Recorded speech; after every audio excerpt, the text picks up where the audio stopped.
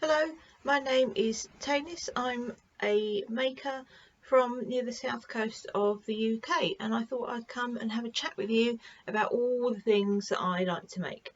I'm trying to move towards making more, concentrating more really on using affordable yarns, mainly because, not just yarns, like all kinds of projects, mainly because I changed jobs this year with a massive pay cut. I now work for the NHS in a strictly backroom, non-clinical way. I'm admin backroom person, so not glamorous and not well paid. So me and indie dyed yarns are probably going to have less and less of a relationship as time goes on. But luckily, when I did work in the City of London, I bought all the yarn, so my stash is pretty big. That will keep me going. But when I buy new yarn now, I'm going to be concentrating on buying more affordable things and really using up my stash. The other thing you need to know about me is I love to start a new project. I don't often finish things. I mean, I do finish things, but it takes me forever. And if that's going to give you the heebie-jeebies, I may not be the woman for you, because you're not going to see a lot of finished objects here. I do finish things though, because this is in no way a selling channel, but I do have an Etsy shop and I sell these snoods that I make. So I finish those because I sell them. But I mean, if I showed you those every week, you'd be bored rigid in no time, because you know they're pretty samey. I make a black one every day, or at least I work on a black one every day, because they're the best seller. They look, I've got one on, they look pretty sad when they're not on. They're just like a little sort of net bag thing with a bow on the top and elastic. And I make them in 3 sizes: small, medium and large, depending on your hair length. I make them in like 30, I've got 35 colours potentially, but I have never managed to get all 35 in stock at the same time, because I'm just fitting it in. It's just something I do when I watch TV, really. So if someone contacts me and wants a specific colour, I'll make it for them, and that's really good fun. But it's really, you know, it would take me all day every day, and there's only so much snoodage you can do before you feel urged to do something else. So yeah, so when I've got one of each size of the black in stock, then I start making an alternate colour.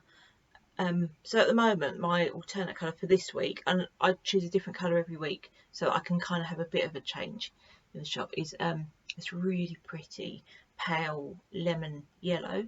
It's really pale and it's lovely, but being me, I've chosen completely the wrong time of year to make those, because we're turning to autumn now, and that's really a springtime colour. But maybe I'll make it and it'll just hang around in my shop for a few months, and it's no big deal, is it? It's not going to hurt anyone sitting there. So that's the thing I do every day. Every single day I make snoods,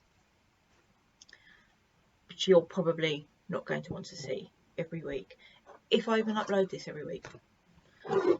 The other thing I make, one of every month, is a Gin Poodle, which is the name of my Etsy shop. And this, ooh, that looks very bright. That's better. This is a Gin Poodle. So I totally sold out of them last year, and I thought it was a bit ridiculous having an Etsy shop called Gin Poodle. It doesn't actually have any Gin Poodles in. So I kind of made a little pledge to myself to make one Gin Poodle a month for this whole year, so I'd have some in stock for Christmas, because that's generally when they sell, is when when you're buying a present for an awkward friend and you just buy them like a bottle of wine, and then you get the fear that that's not really enough, that's not really, and then you want to buy something maybe a bit jokey. A Gin Poodle is, well, you may not choose it, but that's something some people choose. It's like it's a the 70s bottle cozies. It's basically that, but I've made it more sort of cartoony. So it slips over the bottle of wine, and then, or gin, which is why they're called Gin Poodles, and then the head comes off, and you're ready ready to pour. So this means we have to drink a minimum of 12 bottles of wine this year. So I have enough bottles of wine, empty bottles, to sit gin poodles on. This turned out not to be a problem at all. This isn't this month's poodle. This one I made much earlier this year, but I happen to be making a pink one, so I thought I'd show you the pink one I've got already, rather than just show you the little bit of garter stitch that I cast on for the one I'm making this month. So I may show you a gin poodle a month until the end of this year, and then you probably won't see one again for a while, because they don't sell very quickly. They're just, I think they're really funny, and they won't move from the shop that quickly. I'm not expecting to sell out all 12 this year, but yeah, if you are in the market for a gin poodle, come see me. But this is in no way, I understand I've said that, but I don't really mean this to be like a selling channel. So let's get away from my Etsy shop now, and I'll just show you what I've been making, what I've been working on. I have a year-long project I'm doing. You know, Anna and Carlos, they had released a pattern last year for they're called mini Nordic sweaters. They're like an advent calendar in mini sweater form. They are adorable. So I've been working my way through them. I've been making like 2 a month. I don't really like, I couldn't face doing all 12, all 24, one after another, because I just thought it would just really get on my wick, and I don't have a lot of patience with sticking to the same project. I flip about a project really badly, so it's going to be quite unusual for you to see a finished object from me. Sorry if that gives you the heebie-jeebies. I'm really sorry. I'm sure that's going to give people the horrors, but it's just the way things are around here. But I've been doing alright with these. I've stuck with it. 2 a month, I think, is about good. It's about, you know, it's reasonable, right? Like, you can't get bored with only doing 2, and because each one is completely different, so it can't get boring. They're really cute and really fun. So the 2 that I made in August, and I've not made them in order either. I just made, like, if I finish making one on the 9th and then I cast on one the next day, then I'd cast on the number 10 for that month. So I just sort of flitted around. So my 2 for last month were number 9. Look at that, it's really cute. It's not blocked. These are acrylic, so I'm going to steam block them, and they do loosen up a bit. They look really nice once they're blocked. And number 11. So I've been using a really super affordable yarn. This, I think I got this from oh, it was Wilco. I think it was Wilco's, and it's like it's acrylic, and it's got a sort of pearly, sparkly stuff in, so it looks a lot like, you know, when the sunlight lands on the like picks out the little pretty colours in the snow. It's really like that. And for odd numbers, I've been using green sparkle. Again, it's an acrylic that came from, I think this stuff came from, there's a Sue Ryder charity shop here that sells new yarn, and I'm pretty sure I got that from here. I got that from there, whatever. And odd, even numbers have had red sparkle. Gosh, that looks really bright. It's not really that, well, maybe it is that bright really. And that's got red sparkles in, the green's got green sparkles, and the white's got pearly sparkles. So I'm really on track with those, because I think I've got 4 left to make. Oh, actually, I've got the box right behind me where some blocked ones are. Hang on. Oh, what have I done with it? It was underneath Wiggy. So let's have a quick look. Ah, oh, look, here we are. Here's some. So look, there's number 8. Blocks. Aren't they adorable? And there's number 7. So I've been putting them all. I've got this big box of tiny jumpers. So it's a good job there's only 4 left, because I don't really have room for them anymore. And then when they're all done at Christmas, see, like, they open up quite wide at the top of the neck, and they're closed at the bottom. So you can pop stuff inside them. So I made a couple, maybe 3 or 4 last year, just in the run up to Christmas. And we put in the gold chocolate coins, which are like my favourite Christmas treat. So we put in a couple of gold coins in each one and a scratch card. And then every day we scratched off the scratch card and ate the chocolate, and it was really nice. We didn't do brilliantly well with the scratch cards. I think the most we won was £2, and then we spent that money on more scratch cards and then just promptly lost that money. So yeah, we're not going to buy I'm still going to buy scratch cards for them this year, but I'm definitely not going to buy, and I didn't buy expensive ones last year either, but I'm only going to spend £1, you know, buy the £1 ones. And I think what we're going to do this year, I haven't told the other half this is what we're going to do, but he'll go along with it because he's very easy going. If we win anything, I'm going to put those scratch cards in a pot and then cash them in for New Year's Eve, and hopefully we'll have enough money for a bottle of Prosecco. I think that's a really nice idea, right?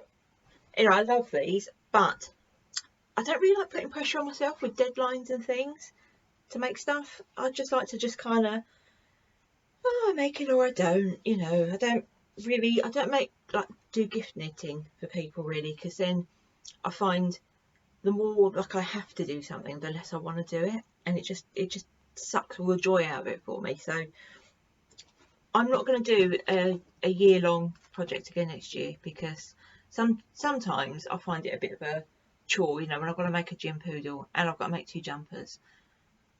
I mean, it's not such a big thing, is it? It's not like I've got to go and run a marathon, but it just takes, sometimes there are some months when I just think, oh, I'm just not really in the mood for another Gin Poodle. But when they're done, and I'll have them forever. Well, the Gin Poodles, hopefully I won't have forever, but the little jumpers I will. And I'm going to string them up. I've got, you know, that sort of candy cane string.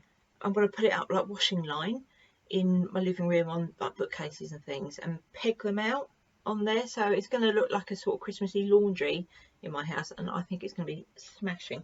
I was thinking about putting them on the Christmas tree, but I do quite like the idea of the Christmas laundry look. I think I'm going to go with the Christmas laundry look. Yeah, that's that. I may show you. Oh well, I'm not gonna I'm gonna have those last 4 done, I think, in November, because I'm not gonna make any in October, because I'm doing the Stephen West Mystery Knit Along, which I did for the first time last year and absolutely loved. So there won't be room in my life for poodle. Maybe there won't even be room in my life for a poodle. So poodles and jumpers, mini jumpers, won't get done. Oh well, no big deal. So I'm not going to show you, like, I know I've said I've got like a million whips, and that's totally true, but I'm not going to show you them all at the same time, because it's a bit overwhelming, because I'm sure, and it'll be just too much. Be like, oh, here's the thing, here's the thing, here's the thing. So my project of the week, like, I have like one main thing that I work on a week, and this, I'm very late to party with everything. You know, like when you get these like really sort of trend knits, like the ranunculus sweater. Totally not interested in making that. It's not my style at all. Nice thing, not for me. I'm not really great at joining in at the right time with this stuff. If I like something, it just sort of goes my queue, and then eventually I make it or I don't. But I mean, this is a free pattern, isn't it? The half and half, the Pearl Soho half and half wrap. So that moves up the queue pretty quickly with it being free. So I've done that much, which looks like now full, but it's actually quite a lot of knitting, and I've got, that's because you do 1 less stitch every 2 rows, so that's how much I've done, and these are all the stitches that have yet to be not knitted, if you know what I mean. I'm a little bit worried that I don't have enough yarn, because I bought the yarn. This is, oh, what is it going? Oh, bright. There you go. It's cotton, and this is like a really nice, pretty pale apple green with silver sparkle in. Lovely. And I bought it at the main, like the February unravel, not this year. I think the year before. And it's taken me this long to get around to actually doing it. And it's this, I don't know how you say it, Adriaphil Rugiada, whatever. So I had a bit of a wobble thinking that I didn't have enough of it. We were really good. The woman I bought it from, this was in their sale bin. So I've had a bit of a wobble about yardage. The woman worked it out really well for me. She really helped me buy enough of it from her store. But you know, you just think like, but did we really work that out properly? And did we really take into account my gauge properly? And I think we did, but you know, I've just got a fit. And I've got, including this one, which I've literally only just started, I've got 4 of that green. So I think I might be okay. But if not, I've been having a little look online to see if I can get any more of it. You can get it, but it's like £7 a ball, and it's like 50-gram balls. I think that's quite a lot for a yarn that's like, you know, sort of I think it's discontinued as well, so that's probably why it's quite expensive. But I'm sure that's quite a lot more than I paid for it. But you know, let's be positive, man. I reckon we can do it. I reckon it'll do it. I reckon it'll be fun. This is my contrast colour, which is a nice sort of like tealy blue, and that's got silver sparkles in it as well. But the sparkles in the blue don't show up anywhere near as much as they do in the green. I think maybe once I've started knitting with it, it will show up. But at the moment, this is more subtle. But I think they look really pretty together. I think that's going to look really nice. Like, because it's a big contrast, isn't it? And I wanted that. I wanted a big contrast. So hopefully I'll make some decent progress on that. But then this is one of those things that, because it's all garter stitch, you can just do it watching the telly or whatever, and it doesn't really matter. You don't really have to concentrate on it. So you can just do a few, you know, a few rows here and there, and you can pick it up and put it down again. Doesn't really matter. You don't have to worry too much about tension because it's, you know, it's a wrap. But I think that's going to take me a long time to finish. I can't see me finishing that until maybe the end of next year, so you'll see that again. And I don't know if next time you see it I'll be on the next colour or not, because I'm such a flipsy gibbet with projects. But you never know, maybe recording this means I will concentrate on things more, because maybe I'll feel bad that I've not finished things. I doubt it, because I very rarely feel bad about anything, which makes me sound like a complete nutcase, doesn't it? I'm not a sociopath, honestly, I swear. I do feel bad about things sometimes. Not making things. I don't feel bad about casting on new projects. That sort of thing I don't feel bad about. I couldn't step on an ant. This, right, embroidery. I do all the crafts in teeny tiny little bits. I have wanted an embroidered denim jacket for ages, so I just bought a really cheap denim jacket from Peacock's men's department, because I'm quite busty and women's things are often a little bit too tight across the bust for me, and I don't like jackets that you can't do up, but I don't like to feel like too squished in on them. And anyway, sometimes men's jackets fit me better than women's jackets, just because, you know, more room and all that.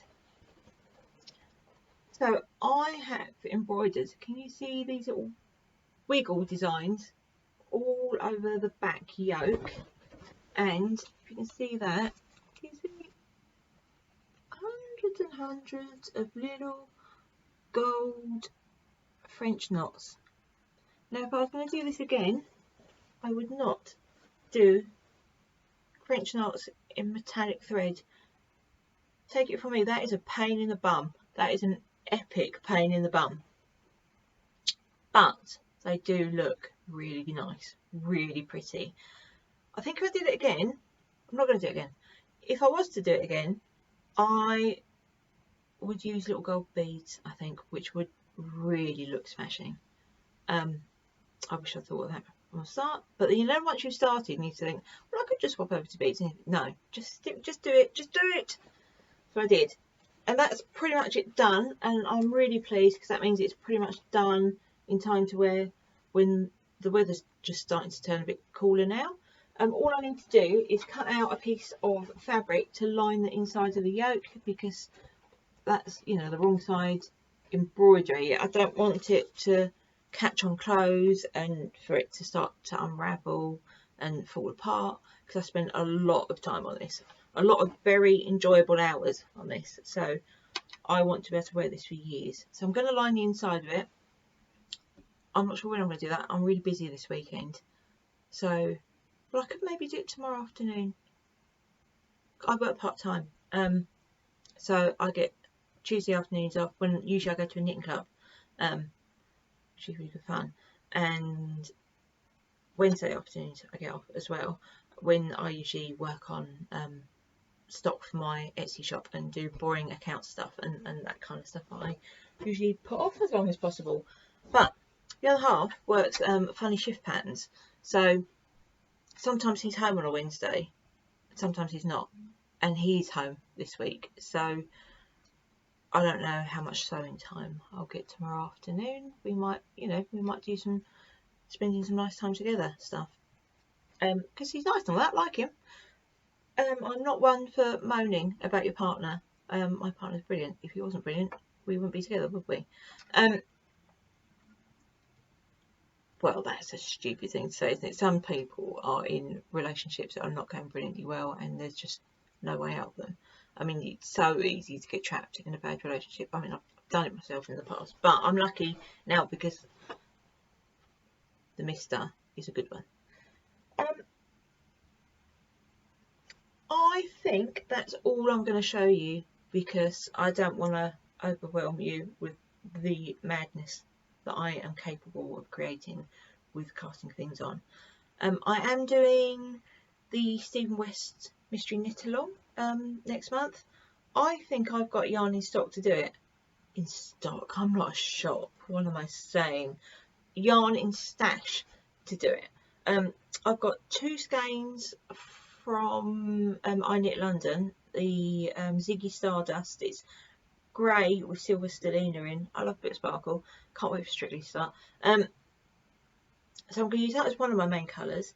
And then I've also got, I bought about 3 cones from, you know, King Cole do 100% merino superwash wool in, I think it's either 400 or 500 gram cones, and I bought about 3 of them. They had like a special offer on somewhere for them. You got like 15% off if you bought 3. And I bought them to make myself some jumpers with them. But I don't really want to buy more yarn for the Mystery Knit Along, because I bought like a whole kit for it last year, and you used up like nowhere near as much as he said you needed. You didn't really need 5 whole skeins of yarn at all, nowhere near.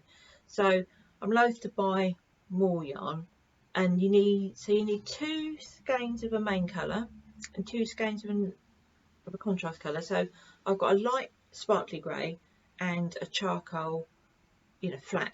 When I say flat, it doesn't sound nice. Of just like a solid charcoaly grey yarn, which I think is in the storage unit under the spare bed next to me. If it's not, then I'm in trouble. And I think my contrast colour, I have got quite a lot of indie dyed single skein yarns that I bought over several years when I earned a lot more money than I do now. So I'm going to try and concentrate on using up those. There's one that's like really lovely bright pink, like it's such a nice sort of like Barbie bubblegum pink, and it's not a colour that I would wear like a whole block of right next to my face or usually, but I love it. And I think because if that's a contrast colour in this shawl, I think that might be a really good place to use it. I don't think we're going to use very much of that, but it's quite a solid pink as well, so I think it's got a bit of variation in, but not too much, so it probably will work out good for that. So yeah, I'm going to unravel on Friday. I've got a day off work, and I'm going to unravel at Farnham, which is my favourite yarn show. I'm going to try really hard not to buy any yarn. I'll say that now. Come see me next week when I'm showing you my stash. I don't really want to buy more yarn because, to be honest, I've got enough of it that I don't really have room for any more, which sounds horrific, doesn't it? It's just I don't have a lot of storage space, and what I've got I don't want to squeeze any more into it, and I want to, you know, use what I've got. I think it's silly to keep buying, and you know, I'm 51. My years of knitting are limited now. I need to live long enough to knit my stash, and I don't want my stash to be a burden. I mean, there's a really good there's two really good knitting shops in this town, well, nearby. There's one, it's called the Anne Louise and Thistle. It's a funny name, but it's a good shop, and there's such lovely women in there. But they only really sell affordable yarns in there, but like the amount of yarn in there is amazing. And they also do like sewing supplies and fabrics and you name it. It's like a proper haberdashery. And a couple of doors down from them, which was a bit cheeky of them to put it in there, is a Rowan's charity shop that's just craft items, which is brilliant. But you know, to open that a few doors down from an existing local independent yarn shop, I think was a bit naughty. So yeah, if anything ever happened to me and my stash needs to be got rid of, that's where it's going to end up, I suppose. So I'm glad. Oh God, that's really depressing, isn't it? But I'm glad I've got somewhere for it to go, you know. Because do you ever worry about that? Like, my mum was a massive reader. I love reading too, but my mum said she had this like moment when it hit her that she was never going to read all the books. Like, the publishers put out too many books every year for her to keep up with, and she could read a book a day. She used to get 3 newspapers every day, and she used to read at least 1 book a day, and she would have a magazine as well. I mean, that woman could read. She did a speed reading course, lessons, when she was young, and she also like worked nights in a hospital. She was a nurse, psychiatric nurse for years, and you know, there's a lot of very quiet time then when all your patients are sleeping, when you're between ward rounds. So yeah, she learned to read a lot and quickly. So yeah, but yeah, it just makes me laugh. She had that thing of, she just thought, oh, I am never going to read all the books. Well, I do. I won't be able to read all the books.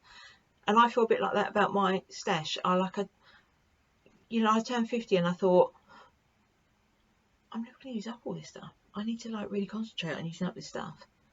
But I mean, I enjoyed the buying of it, so that's pleasure enough for me. You know, if I don't finish the things, just having them is nice. And at least now I know there is somewhere local that if the worst did happen, I've got somewhere for them to go, right? So anyway, speaking of books, I am reading at the moment Trust Me by T.M. Logan. Me and himself are reading the same book. We've never done this before, but we both really love T.M. Logan. So he's reading the actual paperback book. This is his. I've nicked it out of his bedside cabinet drawer.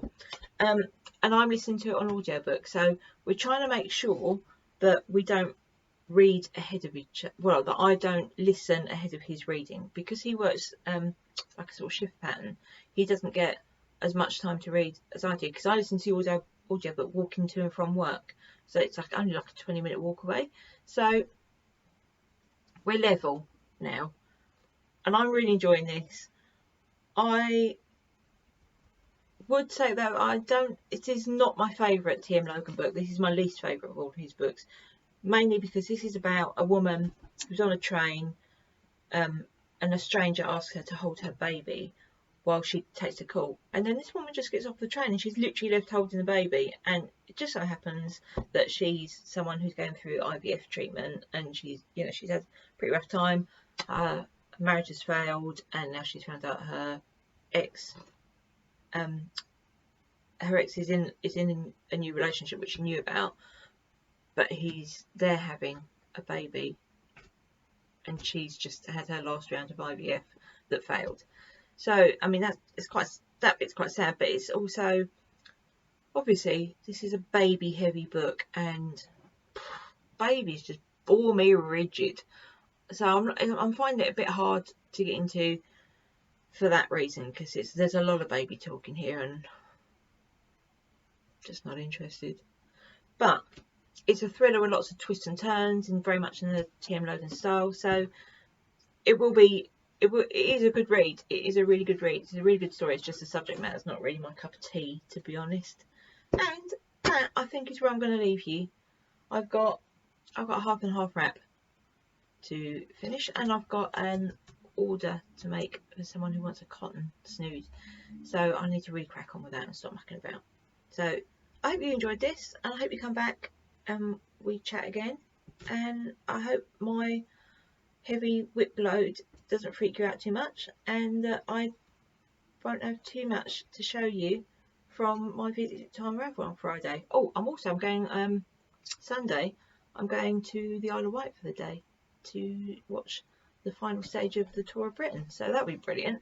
So hopefully I'll have good things to talk to you about next week. Thanks for sticking out this whole half an hour with me. That's not too bad, is it? I'm going to stop now so that I can upload this and not be too long and boring.